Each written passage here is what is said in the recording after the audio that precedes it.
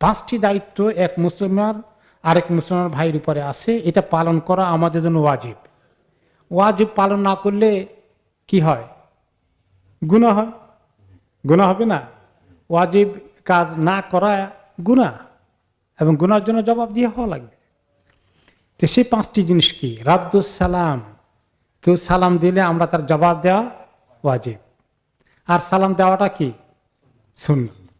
2 নম্বর তাসমিতুল আতিস, যিনি হাঁচি দিয়েছেন, হাঁচি দেওয়ার পরে আলহামদুলিল্লাহ বলেছেন, তার জন্য রহমতের দোয়া করা, ইয়ারহামুকাল্লাহ অথবা ইয়ারহামুকুমুল্লাহ, দোনোটা ঠিক আছে, এইটা বলা তার প্রতি ওয়াজিব। সে আলহামদুলিল্লাহ বলেছে, আল্লাহ শুকর আদায় করেছে।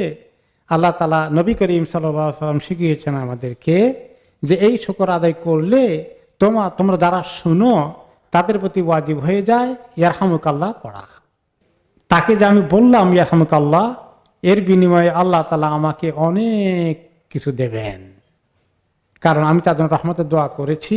আল্লাহ তাআলা আমাকে, এই যে সে তো আমাকে, আমি দাবি করে নাই, আমি নিজে তার জন্য দোয়া করছি, এই যে আমি তার প্রতি ইহসান করলাম, এটাকে আল্লাহ তাআলা খুবই অ্যাপ্রিসিয়েট করেন। 3 নম্বর ইজাবাতুদ দাওয়া, তিনি দাওয়াত দিলে সম্ভব হলে দাওয়াতটা কবুল করা। দাওয়াত দিলে কোনো কষ্ট না হলে, বিশেষ অসুবিধা না হলে তার দাওয়াতে সাড়া দেওয়া। 4 নম্বর হচ্ছে ইয়াদাতুল মারিদ, কেউ অসুস্থ হয়ে গেলে রুগীকে দেখতে যাওয়া। রুগী মানুষ, আপনার বন্ধু, আপনার আত্মীয়, যদি সম্ভব হয় একটু দেখতে যাওয়া। তা না হলেও পরিচয় আছে বা পরিচয় নাইও, এরপরে জানেন একজন মুসলিম কষ্টে আছে, রুগী হসপিটালে আছে, দেখতে যাওয়া অনেক বড় সওয়াব। এটা ওয়াজিব দায়িত্ব, আমাদের প্রতি ওয়াজিব দায়িত্ব। ইত্তিবাউল জানাইজ, 5 নম্বর হচ্ছে জানাজার খবর পাওয়া গেলে সম্ভব হলে হাজির হয়ে যাওয়া।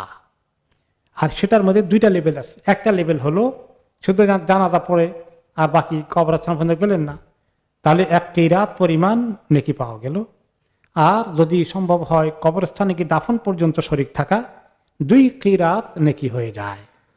1 কিরাতের সাইজ হলো উহুদ পাহাড়ের সমান, এত বড় নেকি আল্লাহ দান করেন।